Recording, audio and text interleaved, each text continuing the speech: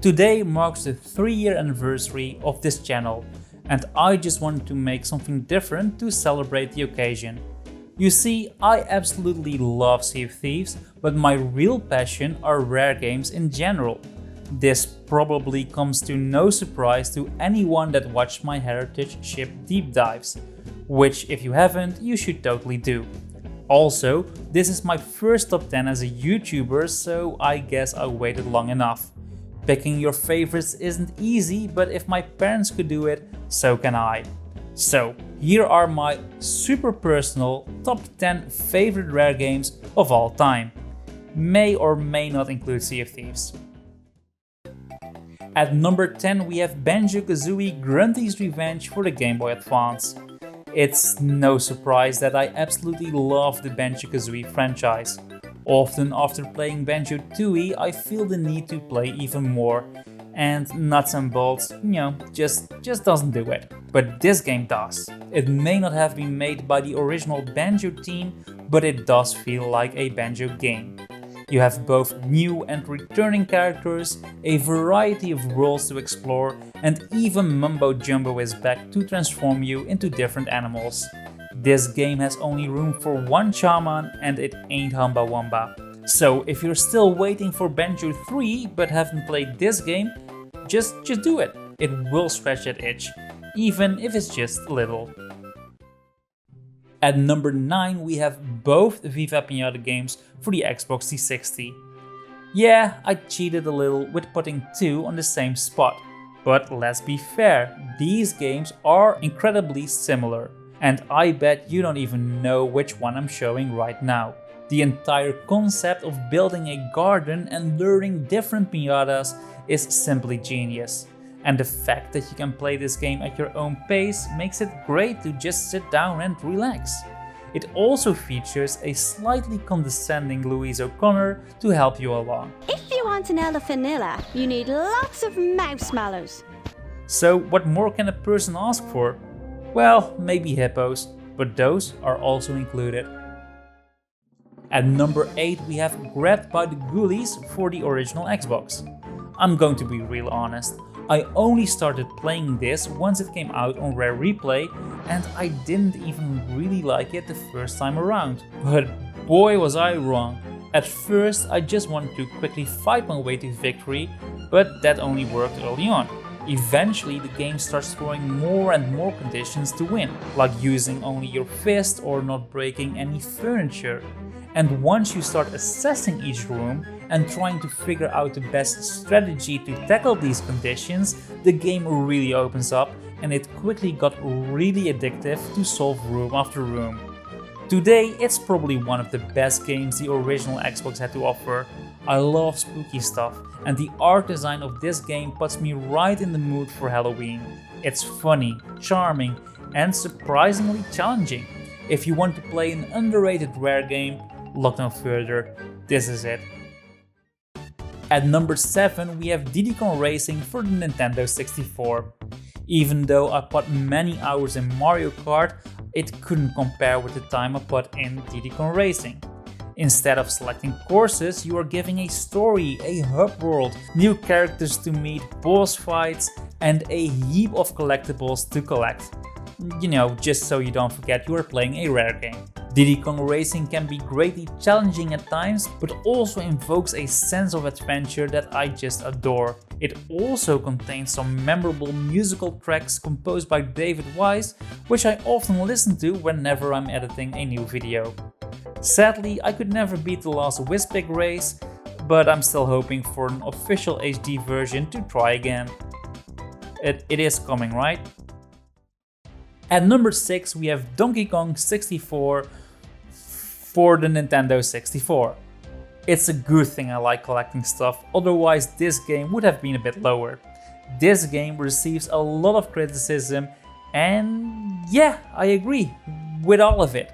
Switching Kongs constantly can be annoying, the amount of bonus barrels is way too high, and the levels aren't as fun to navigate as other Rare games from that time. But what it lacks in smart game design is made up with a heap of charm, and that's why I love it. Every character oozes with personality and everything feels so alive and animated. The levels are greatly atmospheric and have some impressive lighting. The soundtrack is on the same level as Banjo-Kazooie, and smacking enemies is just so satisfying. There is nothing wrong with loving a flawed game, and I can think of no better example than Donkey Kong 64. At number 5 we have Sea of Thieves for the PC and the Xbox family. Yeah, I know, I have a Sea of Thieves channel and this game is not even close to number 1, but I've got to stay true to myself since the other games on this list are just closer to my heart. But obviously I love this game, and even saying that is an understatement. I haven't seen a game yet that comes even close to what Sea of Thieves is offering, and it is by far the greatest multiplayer game I have ever played. Combine that with the fact that this game is a big part of my life even when I'm not playing it, and I can truly say this game has been life-changing. I've met new people, made new friends, I have the best creative outlet ever, and I found something to leave behind and be proud of, even if it's just a small YouTube channel. And of course, all those lovely interactions I have with my subscribers were never possible without the impact of this game. And the best part is, I'm still not burned out. 95% of the time my Xbox is on, it's playing Sea of Thieves, and I don't see that changing anytime soon. At number 4 we have the entire Donkey Kong Country trilogy for the Super Nintendo. Some people lie awake at night thinking of all the mistakes they have made in their life. I don't have that problem. I lie awake trying to decide which Donkey Kong Country game is my favorite. And it is really hard since all 3 of them are solid games. The first one is the classic, the second one platforming perfected, and the third one is the light-hearted variety show. Obviously, I love the character design and the music, something that can be said about every game on this list, but the real star of any country game are the levels themselves. They manage to have this rhythm to them that's hard to find in other 2D platformers. But above all, they are addictive. You will stumble, you will fall, and you will try again until you succeed. And after that, you can't wait to start the next level. Except this one sucks. Also this one, I can also do without that one. Yeah. At number 3 we have Conker's Bad Fur Day for the Nintendo 64. Do you like fun? Because this game is fun. At times you are riding a dinosaur biting some prehistoric butt, the next moment you are a vampire bat bringing villagers to their crushing demise. Or you might infiltrate a Nazi teddy bear stronghold while smoking a cigar. Conker's Bad Fur Day throws you from one crazy scenario to the next with never a dull moment in between, and I love it for it. It feels like a story you want to experience again and again, which I often did. Every time I replayed this game I tried to see how far I can get without dying, which was usually this race or this stupid barrel section. Video games are often a team effort, but if there was one person to credit for the existence of this game, it would be Chris Seaver. And fun fact, he also did most of the dialogue, and he did so brilliantly.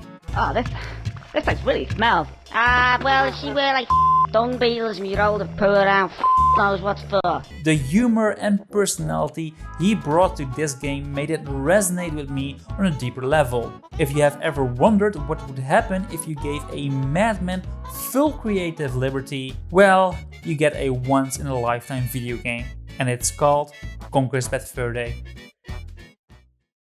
At number 2 we have, quite fittingly, Banjo-Tooie for the Nintendo 64.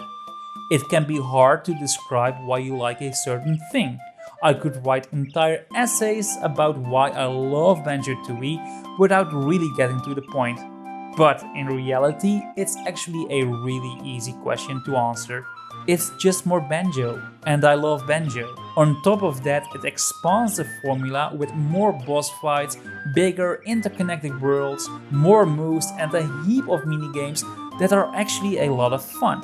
Where Banjo-Kazooie can be picked up and played anytime, you do need to devote yourself a little bit to play Banjo-Tooie. But that's not a bad thing, it's a different and bigger experience that still stays true to the Banjo formula, and I can't get enough of it. Except of Canary Mary. She can fuck off. And the obvious number one is it's Mr. Pence for the Game Boy Advance. No, it's not, it's Banjo-Kazooie. Not only is this my favorite Rare game, it's also my favorite video game of all time. I have said it before, but this game feels like it was made specifically for me. From the opening title, it connected to me like no other game has. Whenever I hear people say they love Banjo-Kazooie, I obviously feel happy and glad, but I also feel like they are lying. Yeah, you say you love Banjo, but you don't love him like I love him. Obviously, I'm sure many players feel the same way, but when it comes to Banjo, it does feel so incredibly personal. This game is my childhood. It was my first Nintendo 64 game, and it showed me what I value the most in video games: charm, characters, and a sense of adventure. It's a game made by a team that was passionate about video games, and boy, it shows. Banjo-Kazooie nails it with worlds that feel big but are actually very smartly designed. The soundtrack, composed by Grant Kirkhope, adds to the already massive personality and cranks it up to 11. It's my number one happy place, and it takes me back to a simpler time. And there's nothing wrong with that. Obviously, these picks were super personal, and I hope my love for these games rubs off, even if it's just a little. But also, let me know what your favorite Rare games are. I love reading your comments, and I will read them extra hard for this video. So, thanks again for letting me fanboy all over this, and I will see you in the next one. Take care.